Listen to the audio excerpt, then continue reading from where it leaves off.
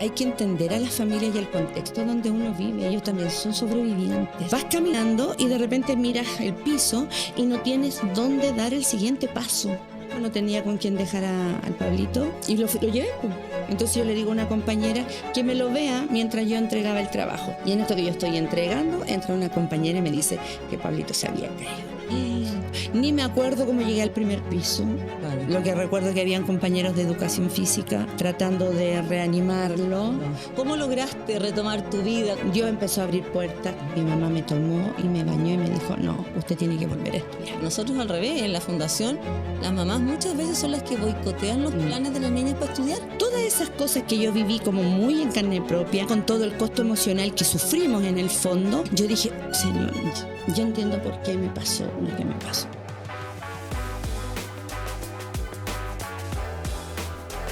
Bienvenidos a nuestro último capítulo de nuestro podcast Soy Más que Mamá. Este ha sido unas ricas conversaciones, sobre todo de la maternidad, con las alumnas de Soy Más, contando su experiencia. Y qué mejor terminar hoy día con grandes invitados. Matías Binay, subgerente de marketing de Copec, y Susana Navarro, nuestra ganadora del premio Soy Más Mujer Resiliente. Para contar también tu historia, para conocerte, porque yo creo que puede inspirar a muchas otras mujeres y madres. Así que bienvenidos los dos, muchas gracias por estar acá, por darse el tiempo. Así que partamos un poco contigo, Susana, contándonos qué significó para ti este premio, qué significó visibilizar tu historia, estar en las redes sociales, que la gente te opinara, votara por ti, haber sido la ganadora. Bueno, hola a ambos. Un gusto de estar aquí con ustedes, poder compartir este lindo momento, único momento. Y bueno, estoy muy contenta, agradecida también. Y la verdad es que siempre todo esto ha sido una sorpresa para mí. Y la verdad que fue algo que fue increciendo. Y sabes tú que yo a veces cerraba los ojos con respecto a lo que tú dices ahí, cómo uno percibe, cómo uno recibe el hecho de que muchas personas vayan votando por ti, ¿cierto? Y se vayan sumando a la campaña. Y la verdad que era impresionante porque como que yo cerraba los ojos y veía como una fila, así como en la calle, ponte tú, y yo decía, hoy pensar que hay 300 filas que creen en esta historia. Y después decía, hoy hay 500 personas en esta fila y siguen creyendo en esta historia. Pero ¿cómo van a haber 700 personas que vean esta historia y se sientan identificados con esta historia? Que es una historia que tiene de dulce y agraz, pero parte con mucho agraz. Con mucha pena, con mucha tristeza, y cómo a partir de esa tristeza y con el apoyo, con el tema de las redes, o sea que es fundamental el tema de las redes, uno se va superando y uno va haciendo también que eso cobre sentido en otras personas. Eso a mí me impactó. Incluso una colega me decía, tú logras dimensionar que todas estas personas creen en lo que tú estás diciendo, creen en la historia que tú has vivido y cómo esa historia puede representarlas, cómo tú haces empatía con esas personas, cómo logran sentirse identificadas por algo que sale a través de una pantalla, ¿cierto? Y cómo a partir de eso hay algo en el corazón que gatilla decir, aquí voy. Y lo increíble es que uno mira las distintas plataformas y en todas la votación o las views fue mucho mayor tu historia. Entonces al final es súper orgánico. Al final tú conectaste más, la gente se identificó con tu historia y fue como la historia apoyadora, que era como el gran logro que queríamos con este premio, que al final no decidiera un jurado chico, sino que toda la gente, y ojalá todos los años ir sumando más personas conociendo la historia. Y tú, Matías, desde tu visión, desde Copec, yo sé que ustedes además apoyan Mujer Impacta. ¿Qué crees tú la importancia de apoyar estas historias, de visibilizarlas, de ver todas estas mujeres, de Impacta y también del premio? O sea, ¿cuál es como tu mirada también? Bueno, también saludarla, muy buenas tardes ya. Y aprovecho de felicitarte, Susana, no habíamos tenido la oportunidad de vernos en persona, pero para Copec es muy importante todo lo que es el desarrollo de las personas. Nosotros tenemos un propósito que es potenciamos el desarrollo del movimiento de las personas, las empresas y el país. Y esto va directamente con potenciar el desarrollo del movimiento de las personas.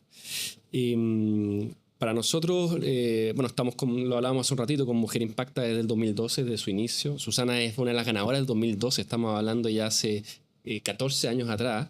Entonces, qué increíble cómo esa conexión de Copec apoyando una causa súper noble como lo es de Mujer Impacta, estemos hoy en día hablando de este premio, nos pone muy contentos.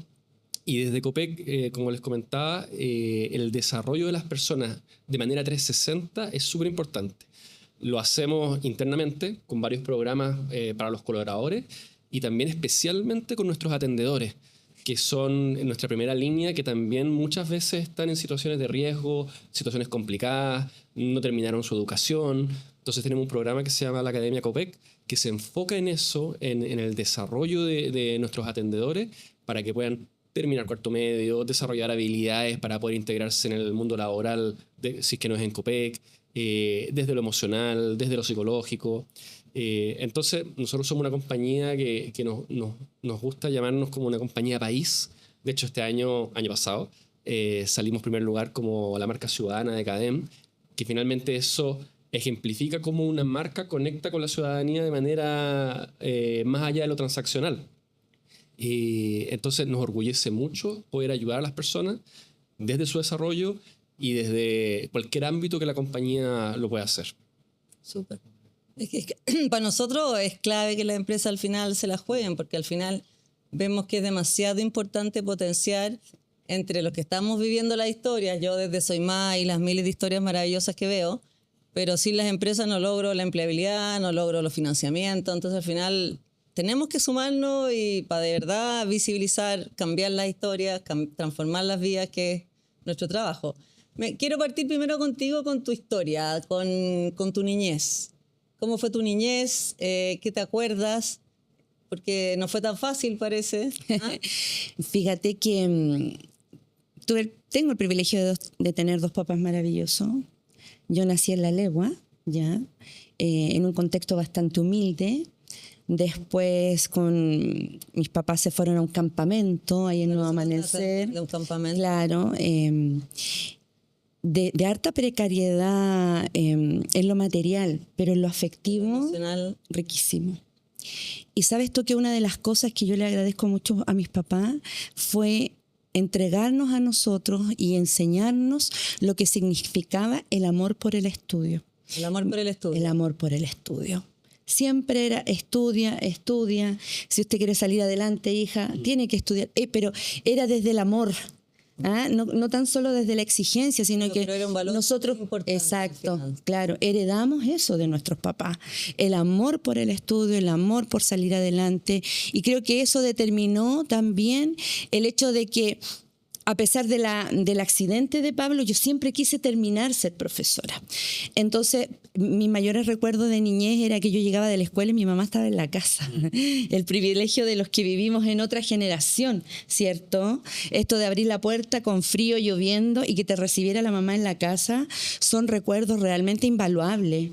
Para mí eso gatilla profundamente en mi corazón, porque una mamá preocupada, mi papá nochero, y además era una casa además muy silenciosa, porque el papá tenía que dormir de día. Dormía de día. Dormía de día, claro. Se veían re poco. Claro, sí. Oye, ¿cuántos hermanos son ustedes? En la niñez, un hermano, y mi hermanita ya llegó cuando éramos un poquito más grandes. Ya. Yo tenía 13 y mi hermano 11, Ya. que Ricardo y Carolina. Ya. Así que somos 3. Ya, son 3. Somos 3 hermanos. Bueno, bonita ¿tú puedes infancia. decir eso? Porque yo, que también es hace tiempo, yo todo lo contrario. Mi mamá trabajaba todo el día. Mi papá separado, mi mamá tenía que trabajar para mantener. Oye, y yo al revés. Pasaba por las casas y miraba los autos y decía, oh, y en todas esas casas están las mamás y yo no tengo mi mamá en la casa. Increíble, sí. Yo voy a ser dueña de casa cuando Por supuesto que nunca fui dueña de casa, pero esa añoranza de que la mamá esté en tu casa era una cuestión como... Y en general las mamás estaban. Sí. Era otra época también. Y de hecho nosotros con mi hermana hemos reflexionado eso, porque cuando ya nació mi hermana, mi mamá salió a trabajar, porque nosotros estábamos más grandes.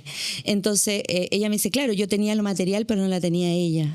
Y claro, ella tenía muchas más cosas que nosotros. Yo recuerdo, no sé, chica, 1 o 2 pares de zapatos, el de la escuela y otro más. Y era, por ejemplo. Entonces, pero ella no, tenía otras cosas, pero siempre ella reflexiona y dice, pero yo no la tuve a ella, pero tú la tuviste. Pero sí, en realidad. Pero eso también uno lo va madurando, entendiendo, valorando a medida que vas creciendo. ¿cierto? Yo ahora digo todas esas cosas porque uno mira hacia atrás y yo agradezco a Dios por esa oportunidad. Y como te decía, el amor por los estudios fue lo que nuestros papás siempre nos inculcaron mucho. ¿Tú siempre quisiste ser profesora? Siempre quise ser profesora. De chica me sentaba a llenar papeles. Me sentaba a llenar papeles. Mi papá traía algunos papeles, qué sé yo. Rondín de la Universidad de Chile, allá en Independencia, ponte tú. Entonces, de repente traía papeles, qué sé yo. Y yo escribía sobre los papeles. Iba escribiendo. Tenía las muñecas y le enseñaba las muñecas. De chica quise ser profesora. Y si no, también yo decía, oye, tal vez doctora. Pero siempre mi sueño era ser profesora. Ya. Y cuando estabas estudiando en la universidad, ¿estabas estudiando de noche y trabajabas? ¿Cómo Claro, yo empecé a trabajar, empecé en un jardín infantil, soy asistente de educación diferencial primero, que también pude estudiar, y luego entré a la universidad a estudiar de noche porque en el día trabajaba. Vivía con mi abuelita podía ver a mi hijo Pablo. ¿Tu único hijo? Sí, hasta ese momento era mi único hijo. 4 años, 10 meses. ¿Vivías con tu abuela? Con mi abuela. ¿Y con él? Mi esposo. ¿Y tu esposa? ¿Tu Sí. esposo también? Sí, Ya. con mi esposo, sí. Ya. Y entonces entré a la universidad de noche porque era imposible de día. Y en ahí estudié, bueno, el primer año, el segundo año.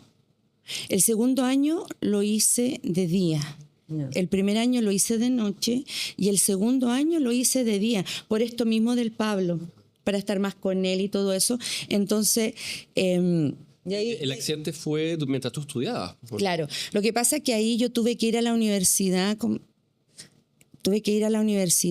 y Sí, pues me acuerdo que no tuviste con quién dejar a... no tuve con quién dejarlo. Estábamos terminando, si era noviembre, un 24 de noviembre, no se acuerda con 24 otra de fecha. noviembre. Un 24 de noviembre tuvimos que ir a dejar trabajos finales y yo voy a dejar mi trabajo, no tenía con quién dejar al Pablito y lo llevé, pues. Y en esto que lo llevo, estábamos justo en la sala en el tercer piso, entro y la profesora dice que no puede entrar. Entonces yo le digo a una compañera que me lo vea mientras yo entregaba el trabajo. Pero las cosas pasan así. en un segundo. En un segundo. Y en esto que yo estoy entregando, entra una compañera y me dice que Pablito se había caído. Sí, se había caído. ¿Se subió y se tiró? No, lo que pasa es que las barandas de la universidad, barandas y tenían así, fierros así. Espacio entre medio abajo. Espacio abierto. Entonces Pablo se subió y cayó por la parte de abajo de la X de los fierros. Peligro, sí. Ya. No sé si me expliqué bien, pero claro, entonces él pasó por ahí, por ese espacio y cayó. Sí. Bueno, después obviamente la universidad cerró esos espacios y eso, pero eso fue lo que ocurrió. Ni me acuerdo cómo llegué al primer piso. Claro. Lo que recuerdo es que habían compañeros de educación física tratando de reanimarlo, ¿cierto? Rápidamente llegó la ambulancia, nos derivaron al San Borja en ese tiempo. A San Borja, por ahora es a Rearán, parece, o al revés, no sé. Ya. Pero al hospital, que está ahí en Avenida Mata con Santa Rosa, de niño. Y después nos llevaron al Instituto de Neurocirugía esa noche.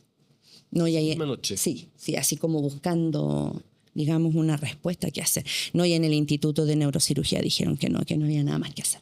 No había nada más que hacer. Te dijeron en ese minuto. Claro, no hay nada más que hacer. Tenía muerte cerebral. O sea, en el fondo que era tan grave porque él cayó de cabeza, si el diagnóstico de Pablo es estallido de cráneo. Imagínate. Y entonces ahí finalmente de nuevo volvemos al Hospital San Borja y ahí, claro, ahí vivimos todo lo que es la angustia, el tormento. Primero que todo que tú no entiendes qué es lo que está pasando. Claro. O sea, ¿en qué momento esto cambió? Y sabes que yo me acuerdo clarito del día anterior, en la noche. Yo me acuerdo tal cual, que la noche anterior el Pablo saltaba en la cama y saltaba de la cuna a la cama, tenía 4 años, 10 meses, y saltaba jugando, saltaba de aquí para acá, yo lo veía saltar, jugar, y tú al otro día estás en una situación de muerte, porque la muerte es la que se cierne sobre la vida tuya, y además tú sientes que tú vas caminando en tu vida y de repente, yo así me sentía, vas caminando y de repente miras el piso y no tienes dónde dar el siguiente paso. Claro. No hay piso. O sea, como es como que estuvieras parada en un risco Una incertidumbre. y miras alrededor y dices, ¿cómo sigo? ¿Dónde doy el siguiente paso? Y además que uno tampoco entiende mucho de medicina ni las cosas que están decidiendo, entonces uno se entrega y reza. Claro. De la angustia. Sí, Así que ahí nos atendieron los neurocirujanos, que todavía estoy muy agradecida, que es el doctor, creo que ahora es jefe de la clínica Las Condes. El doctor estaba jovencito, Enrique Concha, nunca me voy a olvidar de él. Y el otro doctor, que era mayor que él, el doctor Lautaro se llamaba. Y claro, ellos hablan con nosotros y nos dicen que está bien complicada la situación, que claro, se esperaba una muerte cerebral, pero tenían que poner un catéter para monitorear lo que era la presión intracraniana. Lo entramos a ver, en el fondo, como para despedirse. Yo creo que igual ellos tratan de... Todo está ahí, entraste a despedir. Claro, ¿no? Además que ellos tratan también de ser súper realistas, porque en el fondo, claro, te dicen... Tú pasas a verlo, ¿no? Y además era algo muy atroz porque el nivel de inflamación de su cabeza era impresionante. Pablito tenía la cara del ancho de los hombros, así. ¿En serio? Sí, era una cosa así, de verdad. ¿No te desmayaste al entrar a verlo? No, Yo pero creo que ahí nace la fortaleza, el instinto maternal y, o sea, no- y el luchar, el orar. Nosotros pertenecemos a una comunidad cristiana, presbiteriana, entonces había mucha cadena de oración, que es lo que uno se aferra, Sí, pues, ¿cierto? sí, Además que los médicos nos dijeron que él tenía, no sé, por 99% de morir, un 1% de quedar vivo y vegetal, mira, y otro porcentaje inexistente Obvio. que podía quedar vivo con algún tipo de lesiones, digamos que igual pueden ser más sobrellevaderas, pero en lo que vive Pablo, lo que tú viste ahora, está fuera, Está fuera de los de la posibilidad, porque la posibilidad era Qué maravilla. un 99%, el 1% digamos de morir, un 1% vivo y vegetal, y otro no, fuera de toda posibilidad. No es que igual... ¿Y ahí estuvieron cuánto tiempo en la cosa médica dedicada? A ver, más de un mes hospitalizado, porque recuerdo que la Navidad la pasamos en el hospital un ratito y después en la casa. Sí. Y ahí tú cuentas después en tu historia que fue súper difícil salir, que estaba ahí súper depre, que estaba ahí triste, que Claro, porque- no quería volver a estudiar. ¿Qué influyó? ¿Cómo lograste retomar tu vida? ¿Cómo lograste, un poco pensando en la gente que también pasa por cosas así, que ve La verdad todo que negro? es que es bien difícil, es súper difícil Imagino. porque tú empiezas a vivir un duelo. Claro.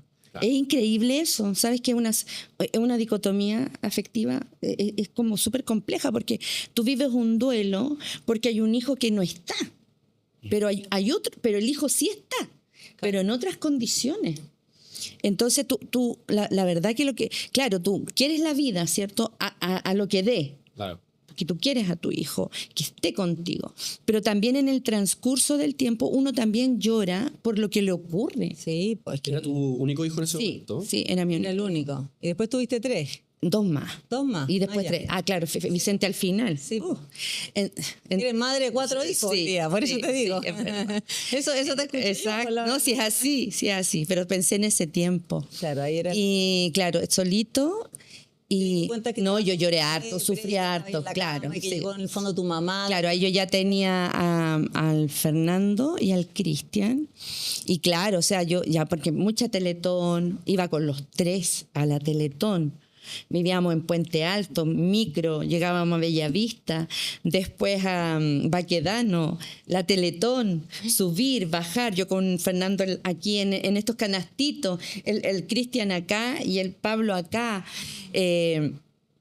El bolso de los pañales de la guagua, de lo que... Mira, ¿dónde estaba en ese minuto? No, él trabajaba. Ahora que hablamos de los cuidados que las mujeres pasamos a todo, que No, pero yo no tengo nada que decir de mi esposo porque al final uno había que... cargamos todo. Sí.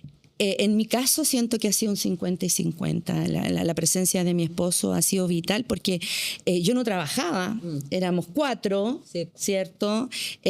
Alguien tiene que... Claro. Yo creo que él también hubiera estado muy contento y si hubiera tenido la oportunidad de hacerlo, lo hubiera hecho. feliz. Claro que sí. En el fondo el matrimonio es una complementariedad en ese sentido. Entonces... entré en una depresión porque ya habían pasado los años, Cristian y Fernando entraron a la escuela y ya como que todo empieza a estabilizarse. Que eso es lo más difícil. Como cuando ¿Cierto? todo el mundo como que de alguna manera empieza a hacer la vida normal. Claro, entonces tú empezás a decir, chuta, ¿qué hago yo ahora? ¿Cierto? O bueno, aparte de esto. Y tú empiezas a decir, no, yo sé que puedo hacer más cosas que esto. Yo quiero cumplir mi sueño, yo sé que puedo ser un aporte, no solo aquí en mi casa, sino que allá afuera. Nunca me olvido de eso. que miraba por la ventana y yo decía, allá afuera, que con el Mujer Impacta también lo compartía, yo sé que allá afuera hay algo para mí. Yo sé, Señor, que allá afuera hay algo para mí. Yo sé que allá afuera hay algo más que yo pueda hacer. Y claro, en la casa de repente me sentía trepando por las ventanas, hasta que entré en una depresión y dejé de ir a ver a mi mamá, porque siempre hemos sido un poco como aclanados. Y la dejé de ir a ver como por 2 meses. Y ella me llamaba y, sí, mamá, sí, estoy bien, que la casa, que los niños, ¿cuándo me va a venir a ver? Oh, es que hemos tenido esto, lo otro, siempre justificando. Y en un momento yo estaba sentada mirando por la ventana y la veo venir. Casi me morí. Casi me morí porque la depresión que yo tenía me alcanzaba para los dientes, para lavarme mis partes íntimas y suficiente. Si yo siempre digo, me hubieran tirado un gato en el pelo, se me hubiera resbalado. Me quedo agarrado. Claro, en serio. Y haciendo lo elemental en la casa y cuando la veo venir casi me morí. Porque no tuve tiempo de hacer nada, solo abrirle la puerta. Claro. Porque tú alcanzas a mirar, hago esto, ordeno un poquito aquí, nada, yo de pijama, y le abro la puerta. Y vio tu vulnerabilidad, vio cómo estaba. Sí, no, fue impactante para mí porque siempre me quebranta eso porque mi mamá me tomó, tenía ya 28, como 29 años, 28, iba para los 29, y me tomó y me bañó. Sí. Y uno dejarse también, porque uno ya está grande, ¿cierto? Sí, mi mamá me tomó y me bañó y me dijo, no, usted tiene que volver a estudiar. Pero ¿cómo lo vamos a hacer? Porque en realidad con 3 hijos, no era mucho lo que mi esposo ganaba tampoco. No se preocupe, hija, vamos a ver. Y bueno, y ahí se generaron algunas cosas. Mi tía Margarita conocía a algunas personas de los salesianos, que era la Universidad Cardenal Raúl Silva Enrique, que era de los salesianos. Dios empezó a abrir puertas, conversamos con uno, mandamos una carta, se acordaron obviamente de lo que había pasado, me recibió el rector, amablemente, gentilmente. Para retomar los estudios. Claro. Para terminar de estudiar. Y ahí te becaron. Claro, claro, con un alto porcentaje, había otros que igual que había que ponerlo, y además también que me homologaron todos los ramos, porque yo le decía, mamá, claro, plata, pero yo no puedo volver a empezar de cero, no puedo. Y sabes tú que milagrosamente, también gracias a Dios, me homologaron todos los ramos y pude terminar. Maravilla. Oh, no, fue fabuloso. Maravilla. De hecho, el primer día de clase, cuando dije la primera vez, buenas tardes, trabajé en la tarde, buenas tardes, alumnos y alumnas, y escuchar que los niños me dijeran eso, ¿sabes qué fue? Pero ¿Cuándo partiste trabajando? buenas tardes, alumnos y alumnas, buenas tardes, tía Susana, esa cuestión a mí me... Como volver a conectar con... Fue impactante. No, y que lo lograste. Fue impactante. Lograste trabajar y salir Sí. de tu casa y ir a lo que te estaba ofreciendo afuera de la ventana. Oh, impresionante eso. Y cuando me pagaron el primer sueldo tampoco lo podía creer. Porque en ese tiempo se pagaban con un sobrecito con la plata. Con la plata. Y que te llamen a la oficina. Pero a mí, ¿quién cuidaba a los niños? Mi mamá. Tu mamá. Sí, porque ahí O sea, estudié de día. santa Sí, madre. sí, mi mamá llegaba a las 6 de la mañana a la casa. Imagínate, Mía. la mamá Desde a la las 6 de la Florida mañana a la a casa. Puente Alto yo llegaba a las 6 de la mañana. A Puente Alto. Sí, yo salía.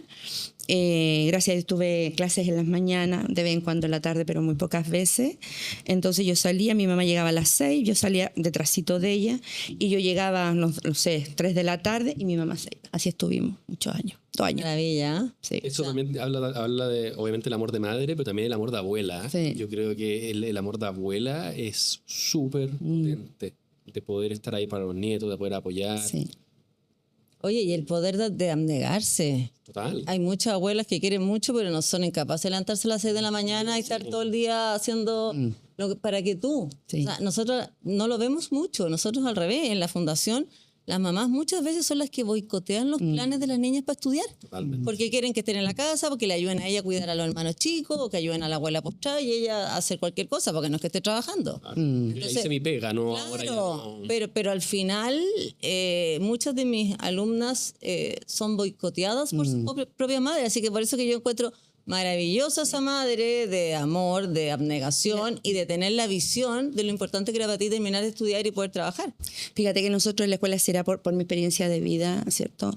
Que, no sé, por el primer día de clase o en las reuniones de apoderado, siempre tenemos una palabra para las abuelas. No es solamente para las mamás, sino que, ¿quién es abuelita? Qué bueno que estás aquí, las amamos, en fin, les agradecemos, porque entendemos este contexto. Tenemos en octubre, hacemos la fiesta de la tercera edad para ellas y también para los abuelitos, cosa de que ellas tengan una instancia de distracción.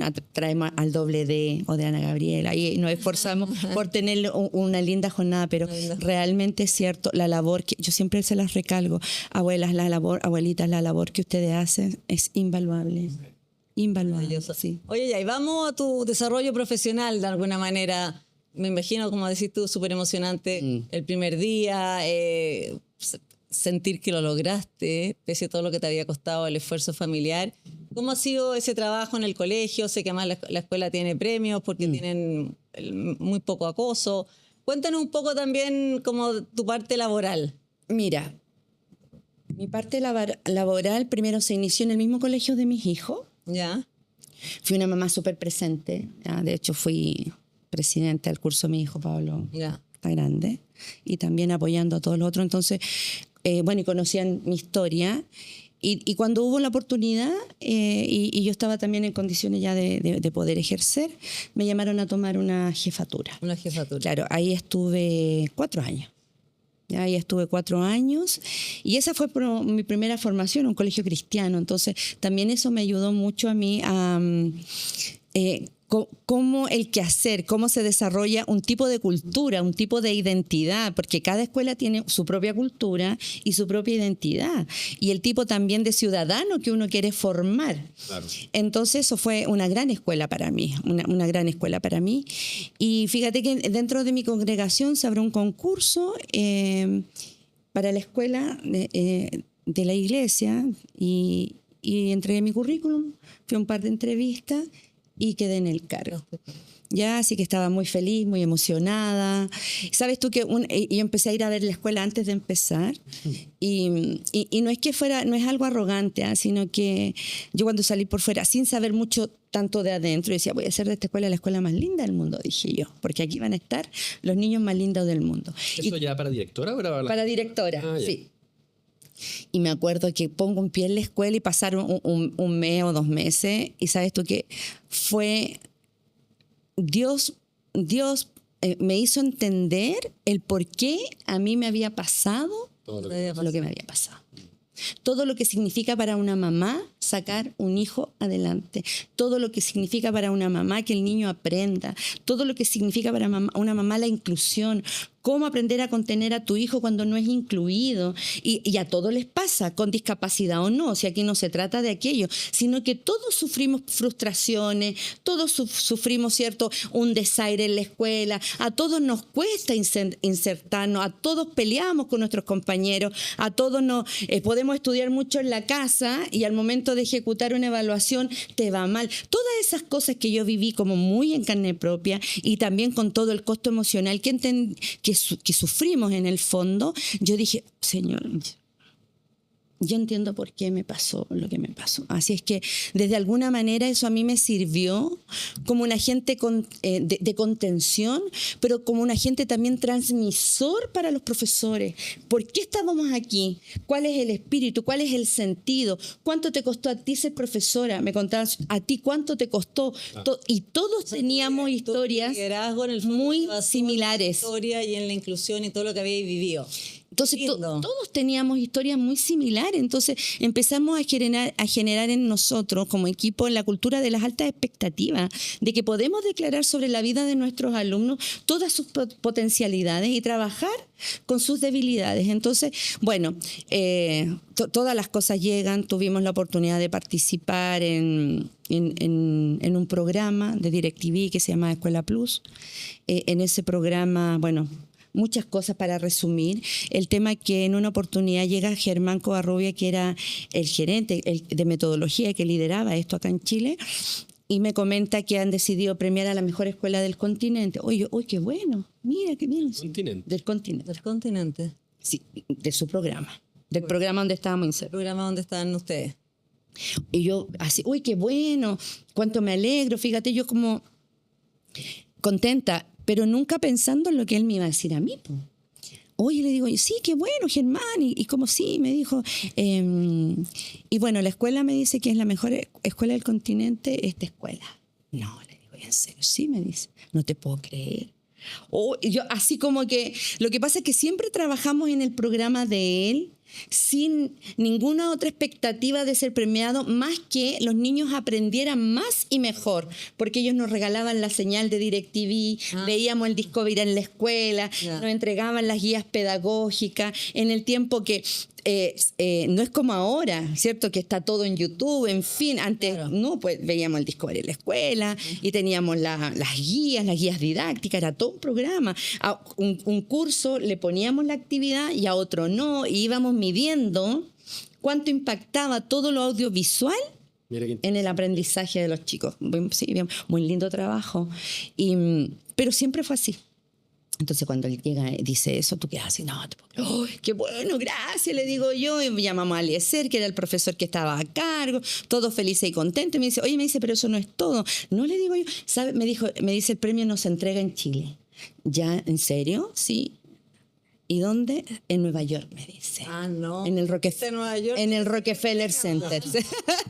En el Rockefeller Eso sí, Center. buena noticia. Yo no lo sabía. Impresionante. No, o sea, impresionante. mucho mejor que el premio era Tú dices de San Gregorio con un índice de vulnerabilidad del 90%. Ahí está el colegio, San Gregorio. San Gregorio. Súper vulnerable. Y tú saltas. ¿Te fijas? Esas cosas. No, y que piensa tú, ni página web, ni redes. O sea, una cosa que parte en la intimidad. Claro. Un trabajo que parte en cuando tú dices las hormiguitas están trabajando así. Entonces yo siempre digo, las paredes físicas que tiene nuestra escuela no han podido contener la linda historia que aquí nosotros, con la ayuda de Dios, hemos construido. Y llegamos a Nueva York. Bueno, ahí en Nueva York compartimos, qué sé yo. Y ¿sola o fuiste con el profesor? Con Eliezer. Que hacía el programa. Sí, con Eliezer. Ahí conocimos a Sandro Mezquita también. Gente muy linda. Y de varios países. Habían, digamos, los encargados de los países. Claro, de cada país. Que eran muchos. Costa Rica, Argentina, gente de Perú, en fin. Qué orgullo que sea chileno también el ganador, ¿eh? Sí. Maravilloso. Sí, lindo. Y sabes tú que cuando volvimos pasó un tiempito, no mucho tiempo, y de repente me llega un correo y me dicen que me han postulado al Premio Mujer Impacta, alguien que me había conocido. Entonces, ¿quién es? ¿Pero cómo? Sí. Y averiguando, fue una persona que compartió allá también en Nueva York, una chilena, una periodista chilena, que conocía al grupo de María Paz. ¿Ya? Y cuando ellas empezaron a generar esto, claro, dice, oye, ¿tú no conocerás alguna mujer? Sí, yo conocí a una que fue por allá, a Nueva York. Y ahí llegó el tema del premio también. Y con respecto al tema del bullying, fíjate que en una oportunidad el Ministerio de Educación hizo una encuesta para conocer los colegios con menor acoso escolar y bullying, ¿sí? Y bueno, se reveló la encuesta, se entregó la encuesta y eran 25 escuelas de 11.000 establecimientos educacionales que hay en el país. No sé a esta altura si hay más o menos, pero más o menos en ese tiempo eso era. Y de las 25 escuelas había solo 2 en la región metropolitana. Una en un sector más rural, que era el Lampa. ¿Público y privado? Todas las Todo. Al menos todos los que dan el CIMSE, digamos. Claro, que ahí donde se llena la encuesta los papás. Ahí te preguntan. Es la percepción de los papás. Claro. Es sumamente importante. Súper. Claro, y la percepción de los niños, porque a los niños también les preguntan. Claro. Realmente. Entonces, sale la encuesta.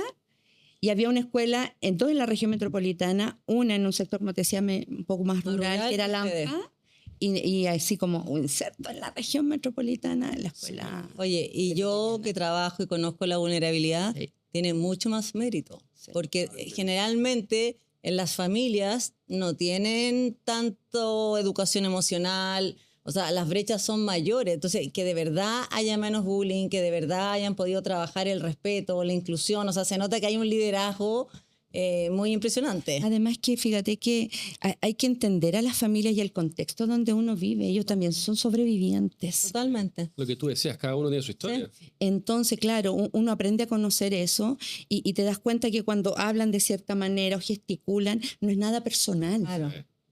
y eso también a ti te permite no estar a la defensiva, O no sino tomar- que también poder tener lazos de comunicación y también enseñar, ¿cierto? Que estamos en la escuela. Así que no tenemos que estar a la defensiva porque finalmente tanto ellos como nosotros tenemos algo en común, que es la vida de nuestros niños y que ambos queremos lo mejor para ellos. Entonces, ha sido bastante significativo, fíjate. ¿Y tú sigues en ese colegio? Sí. Directora de ese colegio. sí, ¿Cuántos niños tiene hoy día ese colegio? Hoy día 260. 260. Sí, hoy día tenemos 260 estudiantes. ¿De todos los cursos? Tenemos Sí, prebásica hasta octavo. hasta octavo. Ya. Sí. Ya.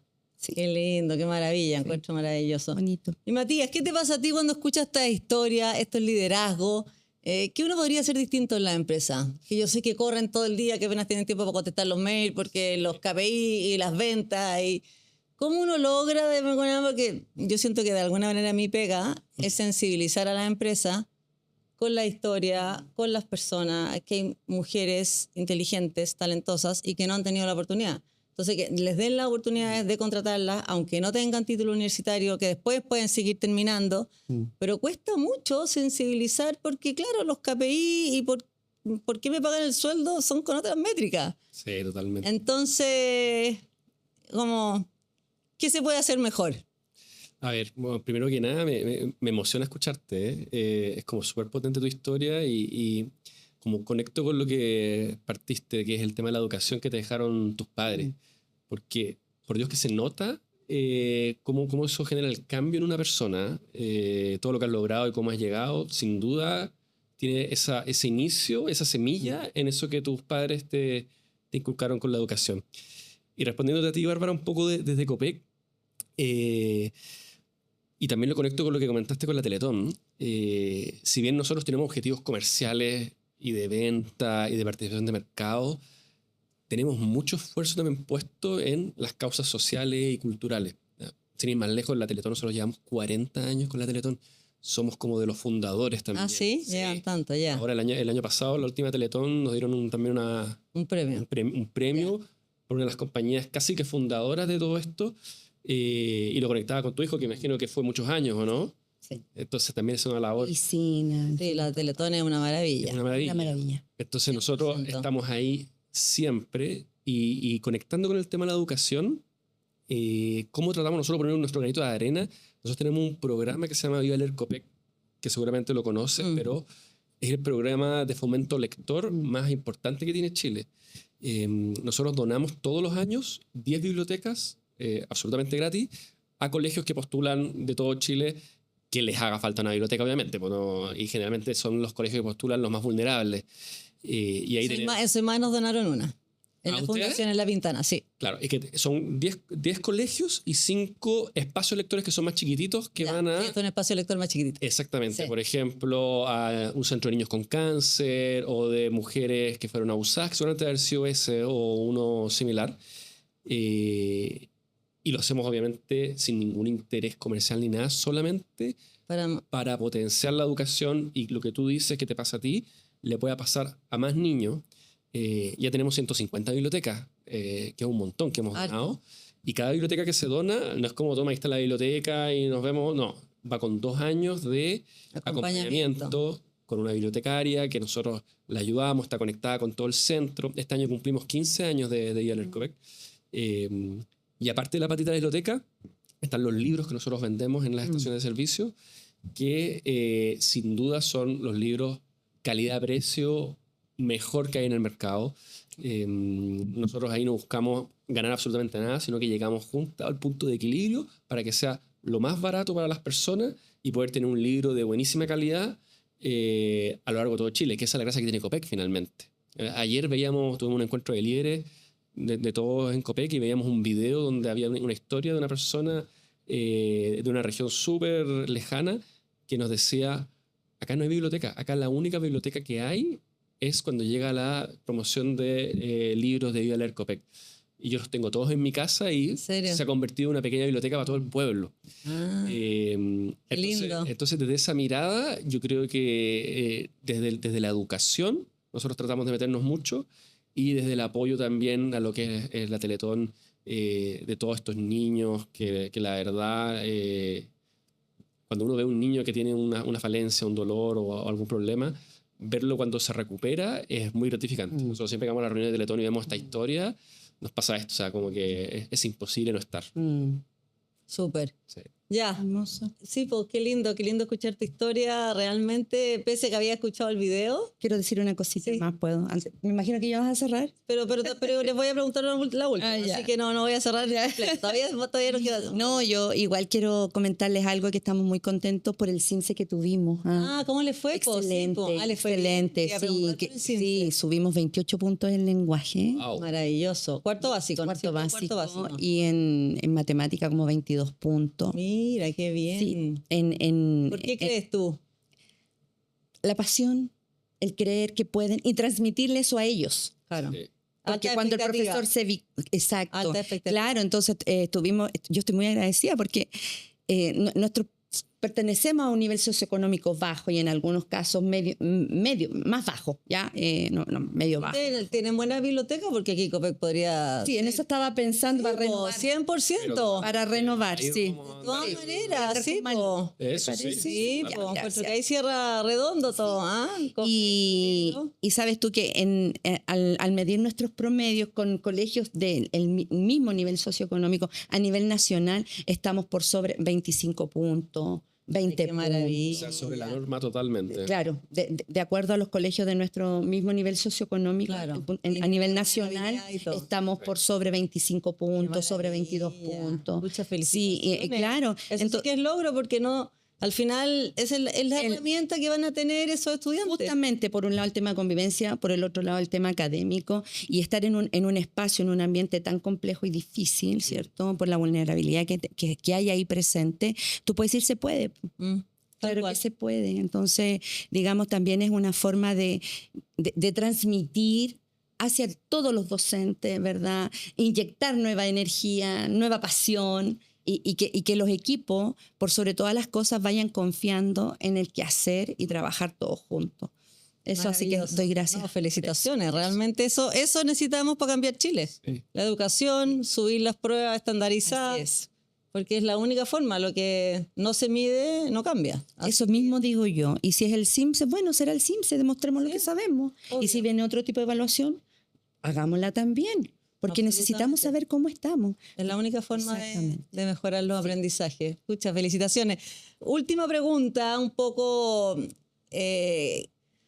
¿cuáles serían como tus consejos a una madre que está en ese minuto de depresión, en su cama, que le cuesta salir? ¿Qué te ayudó a ti? ¿Qué consejo le darías a ella para que realmente retome su vida? Es una pregunta compleja porque no basta con solo quizás decirle se puede, ¿verdad? Porque quizás lo ha escuchado muchas veces, ¿ya?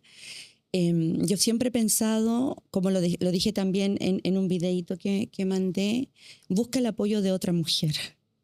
Qué lindo. No busca estés el apoyo sola, de otra no estés sola. Busca una amiga, busca a alguien con quien refugiarte, retroalimentarte. Porque las mujeres tenemos esto que tiene que ver con el vínculo, con lo fraterno, tiene que ver con no abandonar, con no dejar, la gran mayoría, ¿ya? Entonces yo siempre digo, si una mujer es capaz de escucharte la misma historia 2 veces, 3 veces, 4 veces, y escucharte, quiere decir que va a estar contigo hasta el final. Entonces, a partir de eso, del poder conversar con otras, de empezar a darse ánimo unas a otras, vas a poder salir adelante y empezar a buscar una oportunidad, empezar a buscar y golpear puertas, porque a veces las cosas llegan, como nos pasó con estos reconocimientos, pero yo antes de eso, yo quedé embarazada en 4º medio, a mí también me echaron del colegio. Claro, esa época te echaban del colegio. A mí me imagínate echaron cuarto del medio. colegio cuando quedé embarazada del Pablito. Y fui yo al ministerio. Golpeé una puerta ahí en Alonso Valle y me dijeron, ¿sabe qué? Ya se cerraron el plazo, pero haga una carta. Hice la carta. Entonces también tiene que generar en uno una movilidad. Pero obviamente cuando tú estás sumida en una oscuridad profunda, yo digo que las mujeres que están alrededor son responsables de las que pasa, digamos, de la que está en eso. Y hay una responsabilidad compartida, las mujeres. Las mujeres. Muy, muy buen consejo y sabio. Buenísimo. Sí, tú, Matías, también para terminar, ¿cómo sería como tu consejo para que más empresas o más gente se sume a apoyar y hacerse cargo, porque hay empresas que dicen, no, esto es problema del gobierno. Claro. Yo creo que esto de verdad es problema de todos. Todos tenemos una historia al lado que podemos ayudar. Todos hemos vivido historias también y no hemos tenido bajones y nos han apoyado. ¿Cómo invitarías tú también a otros a sumarse también a hacerse cargo de la educación, del país, de los cambios? Sí. Yo creo que lo que tú dices de estas alianzas público-privadas es clave para que el país se desarrolle. O sea, yo creo que cuando a las empresas le va bien, al país le empieza a ir bien, y el mundo empresarial y el mundo privado tiene que velar también por el desarrollo de las personas y del país. Si no, finalmente no es un ciclo que sea virtuoso. Entonces lo que yo recomendaría es centrarse en las personas finalmente, que es lo que en Copec venimos haciendo hace 90 años.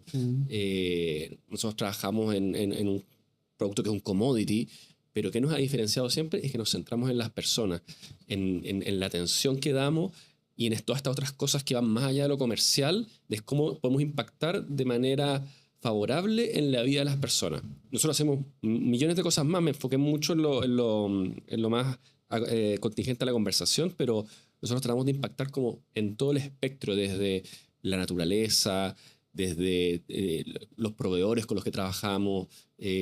Finalmente es hacer buena empresa, es todo tu círculo y todos tus stakeholders, y uno de los más importantes, si no el más importante, son las personas. Buenísimo.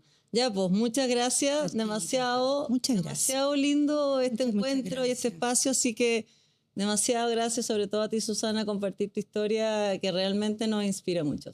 Gracias a ti. Sigue adelante. Ahí vamos a estar. Muchísimas gracias. Gracias. Vamos a salir del libreto, pero como estamos hoy día en cambio de mando, yo veo una futura ministra de Educación, de ministerio o algo. Piénsalo.